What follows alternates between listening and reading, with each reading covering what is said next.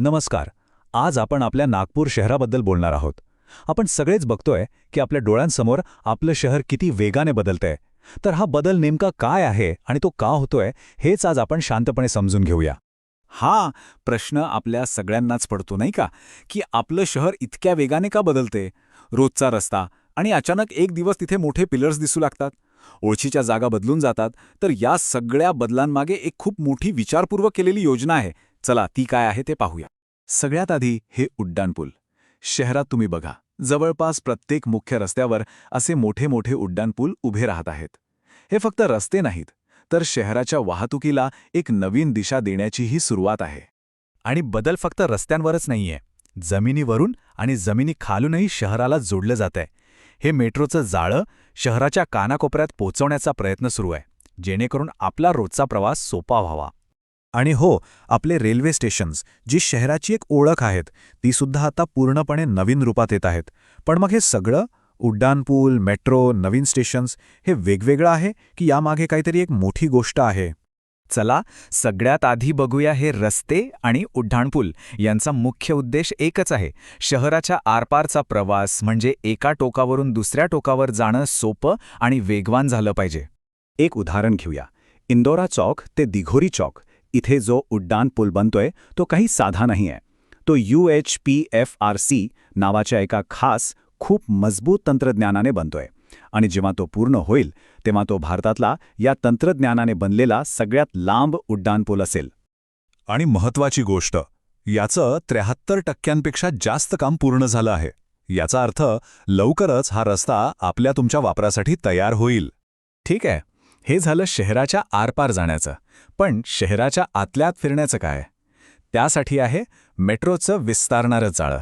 याचा उद्देश आहे आपला रोजचा ऑफिस किंवा कामावरचा प्रवास सोपा करणे. आता बघा, मेट्रोचा पहिला टप्पा तर आपण सगळे वापरतोय. तो आहे जवळपास 40 किलोमीटरचा. आता जो दुसरा टप्पा येतोय तो सुद्धा जवळपास तेवढाच मोठा आहे. म्हणजे अजून 40 किलोमीटरपेक्षा जास्त नवीन मार्ग आणि 4 नवीन कॉरिडॉर जोडले जातील. हे नवीन मार्ग कुठून कुठे जाणार आहेत? खापरी ते MIDC, ऑटोमोटिव्ह स्क्वेअर ते कन्हान, प्रजापती नगर ते ट्रान्सपोर्ट नगर आणि लोकमान्य नगर ते हिंगणा. याचा सरळ अर्थ काय? तर शहराचे जे महत्त्वाचे भाग आहेत, जिथे लोक राहतात, काम करतात, ते सगळे आता मेट्रोने जोडले जाणार आहेत.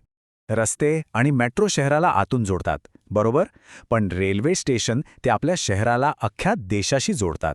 म्हणून यातले बदल खूप महत्त्वाचे आहेत. तर नागपूरमध्ये सध्या 3 महत्त्वाच्या स्टेशनचं काम सुरू आहे. एक तर आपला मुख्य नागपूर स्टेशन, जे शहराचे हृदय आहे.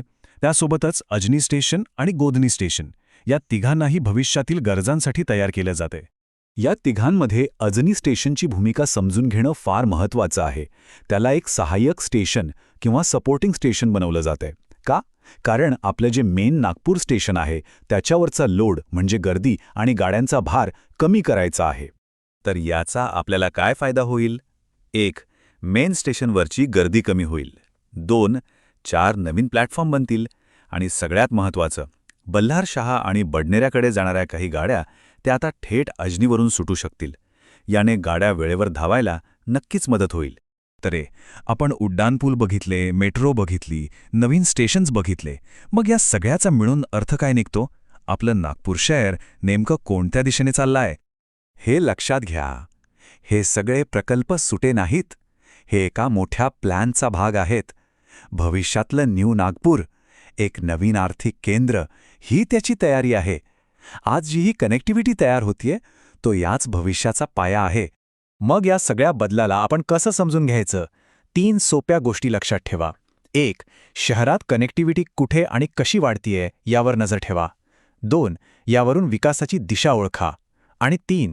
या माहितीच्या आधारावरच आपले मोठे निर्णय घ्या. कारण एक गोष्ट कायम लक्षात ठेवायची, शहराची वाढण्याची दिशा जर आपल्याला आधीच समजली तर आपले महत्त्वाचे निर्णय सहसा चुकत नाहीत.